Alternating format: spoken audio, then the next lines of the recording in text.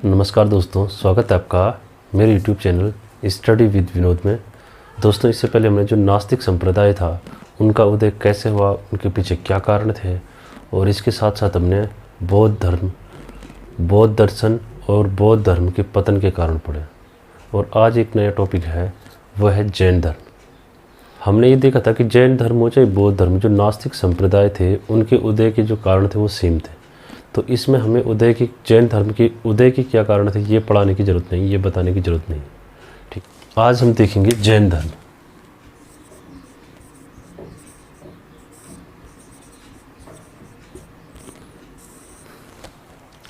जैन धर्म जो है नास्तिक संप्रदाय में से सबसे पुराना धर्म था।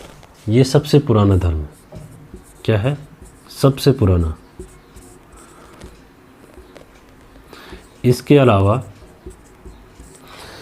जैन धर्म सांख्य दर्शन से बहुत मिलता जुलता है, और इस धर्म में 24 तीर्थंकर हुए हैं, जिनका क्रम इस प्रकार है। सांख्य दर्शन से मिलता है, ठीक है। ये सांख्य दर्शन, इसमें 24 तीर्थंकर हुए हैं और जिनका क्रम इस प्रकार से है। प्रथम है ऋषभनाथ। ऋषभनाथ, ठीक है। इनको आदिनाथ भी कहा जाता है, ऋषभनाथ या आदिनाथ। दूसरा नंबर है अजितनाथ।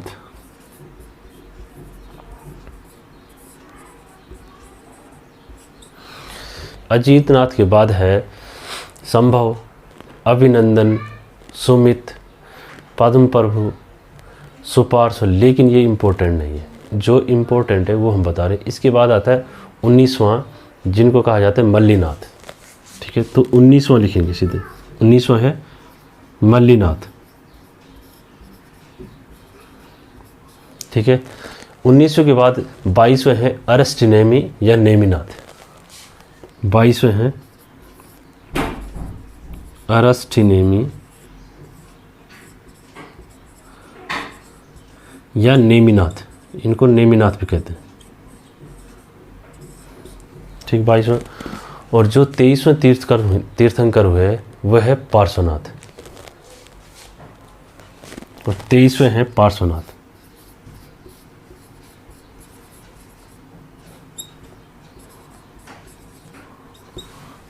पार्श्वनाथ है। और जो 24वें है और अंतिम है वह है महावीर स्वामी। जो 24वें तीर्थंकर हुए हैं महावीर स्वामी।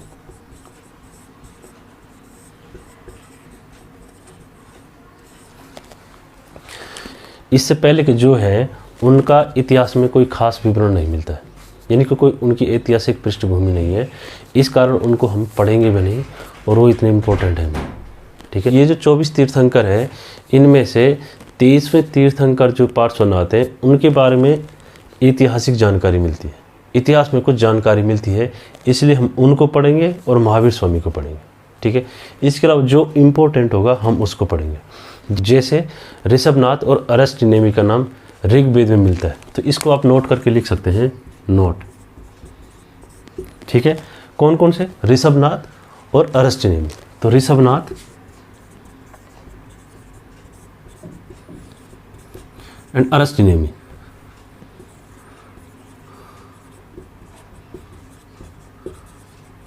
इनको नेमिनाथ भी कहते हैं, ठीक है, नेमिनाथ। इनका उल्लेख जो है ऋग्वेद में, इनका नाम ऋग्वेद में भी मिलता है, इसलिए ये इंपॉर्टेंट है, ठीक है। इसके बाद है जो 23वें तीर्थंकर है पार्श्वनाथ, उनके बारे में कुछ जानकारी मिलती है, तो उनको हम बता देते हैं। ऐसा माना जाता है कि पार्श्वनाथ का जन्म 310 BC के आसपास हुआ। वो महावीर स्वामी से लगभग 250 वर्ष पहले पैदा हुए थे, ठीक है। इनका जन्म स्थान काशी था। पिता का नाम इनके अश्वसेन था, माता का नाम वामा था, और इनका जो ज्ञान प्राप्ति स्थान था वो था अठवाय पर्वत, और इनकी मृत्यु जो हुई थी वो समोहित पर्वत में हुई थी। और इससे ज़्यादा इनके बारे में कुछ नहीं पूछा जाएगा, और जितनी जानकारी पूछी जाएगी उतना मैं आपको बता रहा हूँ, ठीक है। इनका जन्म, ठीक है, तो इनका जन्म कब हुआ था? 310 BC में। 310 BC में इनका जन्म हुआ था, ठीक है। महावीर स्वामी से 250 वर्ष पूर्व,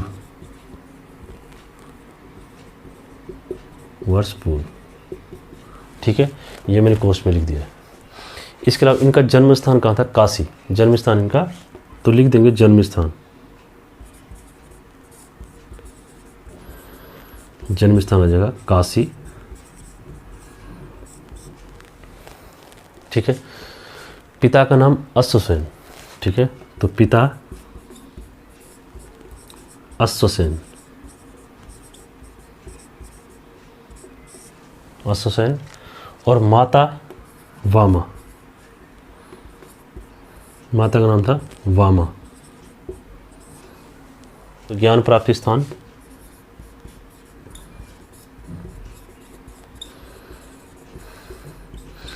अठवायु पर्वत,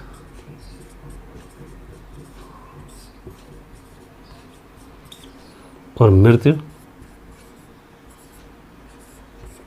सामवेद पर्वत।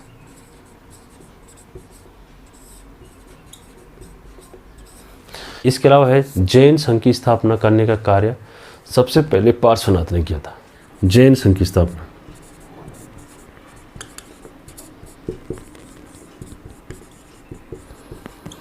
तो किसने की थी? पार्श्वनाथ ने।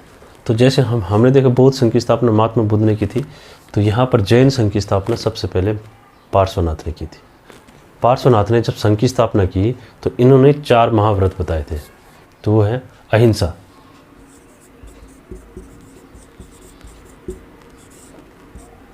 अहिंसा यानी हिंसा न करना, हिंसा न करना। दूसरा था अमृषा,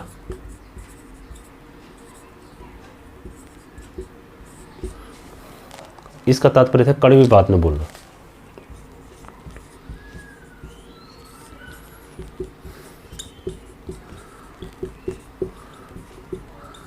ठीक है। अगला था असत्य, चोरी न करना।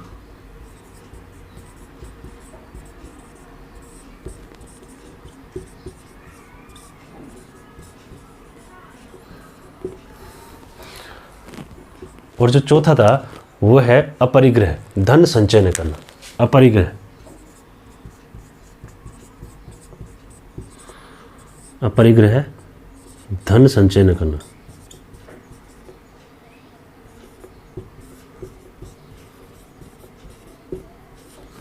और इसमें एक 5वां महाव्रत है जो महावीर स्वामी ने जोड़ा था, उसको कहा जाता है ब्रह्मचर्य। ब्रह्मचर्य,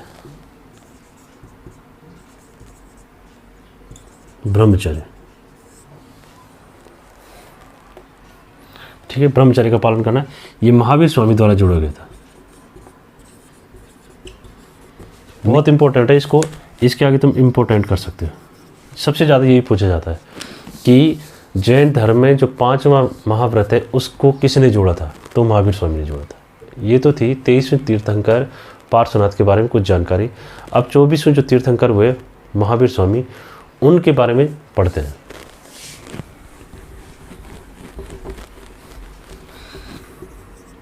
महावीर स्वामी,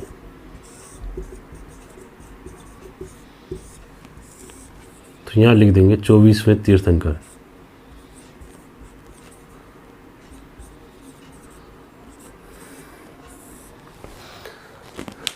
ठीक है, तो उनके बारे में उनका जीवन परिचय देख लेते हैं और उसके बाद हम आगे बढ़ते हैं।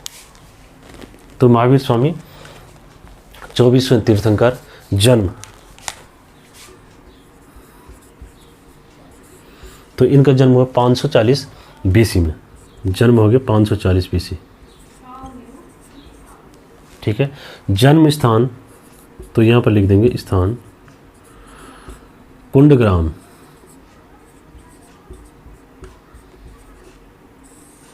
ठीक है, कुंडग्राम ये है वैशाली के निकट, और आज की डेट में ये बिहार में है।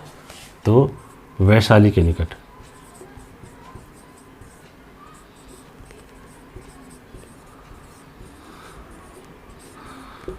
बिहार।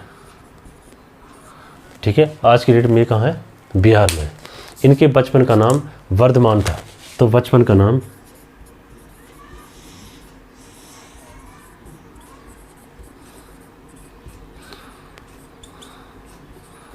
वर्धमान।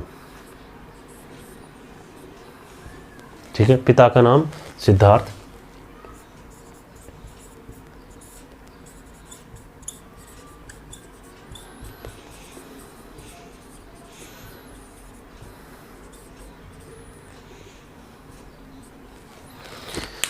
इनके पिता का नाम क्या था? सिद्धार्थ। इसमें कंफ्यूज मत होना, बौद्ध धर्म ने महात्मा बुद्ध का नाम सिद्धार्थ पढ़ा था और यहाँ पर क्या है, महावीर स्वामी के पिता का नाम सिद्धार्थ है।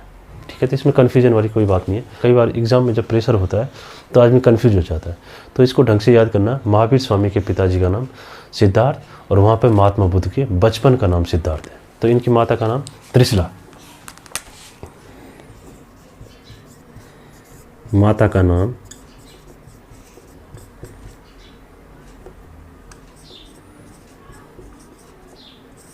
त्रिशला, जो कौन थी? चैटक की बहन थी। ठीक है, वंश, इनका वंश था ज्ञात्रक, ज्ञात्रक वंश। इनकी पत्नी का नाम था यशोदा। तो पत्नी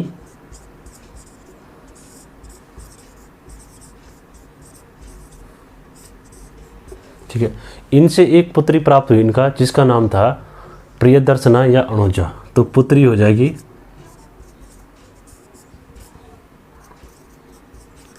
प्रियदर्शना ऑब्लिक अणुजा। ये इनकी पुत्री का नाम था। इसके अलावा इनके बड़े भाई का नाम था नंदीवर्धन। तो बड़े भाई नंदीवर्धन,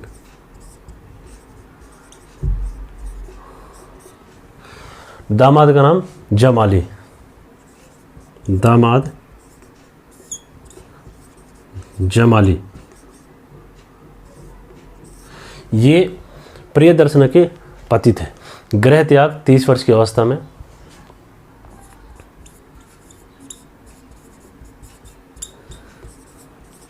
तीस वर्ष में, ठीक है, 30 वर्ष की अवस्था में इन्होंने अपने भाई बड़े भाई नंदीवर्धन से आज्ञा लेकर के इन्होंने 30 वर्ष की अवस्था में गृह त्याग कर दिया था।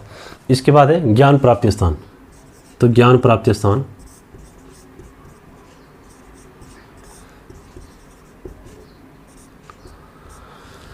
ज्ञान प्राप्ति स्थान था इनका जाम्बिका ग्राम।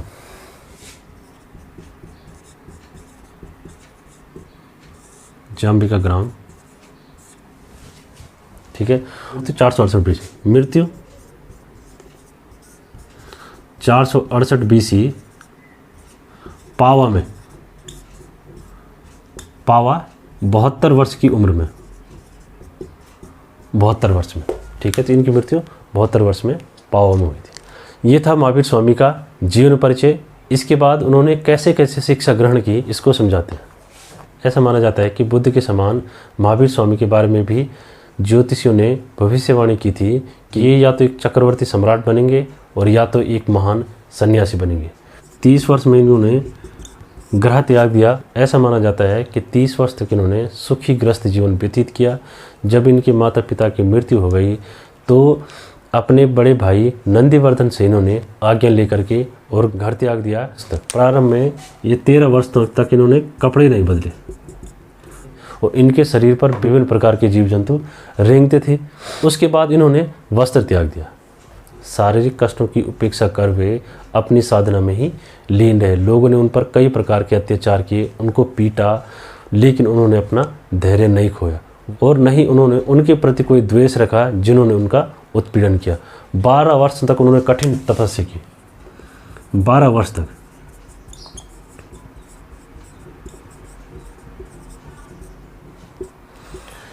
उसके बाद ये रिजुपालिका नदी के तट पर गए और वहाँ एक साल वृक्ष के नीचे बैठ गए और वहीं पर इन्हें ज्ञान प्राप्त हुआ। बौद्ध धर्म जिसे कैवल्य कहा जाता है, ठीक है। ज्ञान प्राप्ति के बाद वे कैवलिन यानी कि विजेता, अरहत, अरहत यानी कि योग्य, योग्य तथा निग्रंथ यानी कि बंधन रहित कहे गए। निग्रंथ यानी कि बंधन रहित।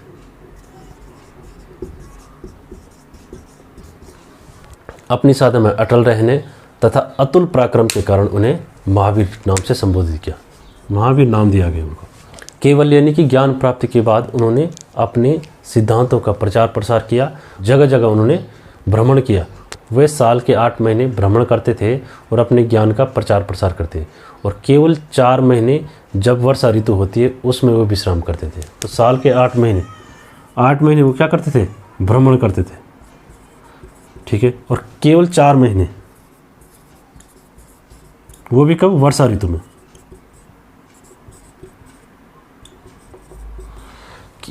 वो क्या करते थे? वर्षा ऋतु में विश्राम करते थे। इस प्रकार उनका यश जो है दूर दूर तक फैलने लगा। कई राजा और कुलीन वर्गों ने उनकी शिष्यता ग्रहण की, यानी कि उनके शिष्य बन गए, और लगातार 30 वर्षों तक उन्होंने अपने मत का प्रचार प्रसार किया। और 468 ईस्वी पूर्व में उन्होंने पावा नामक स्थान पर अपने शरीर को त्याग दिया। और ऐसा माना जाता है कि महावीर स्वामी के अनुयायियों में से सबसे पहले जिन्होंने उनका विरोध किया था वो उनके दामाद ही थे, जिनका नाम क्या था? जमाली था।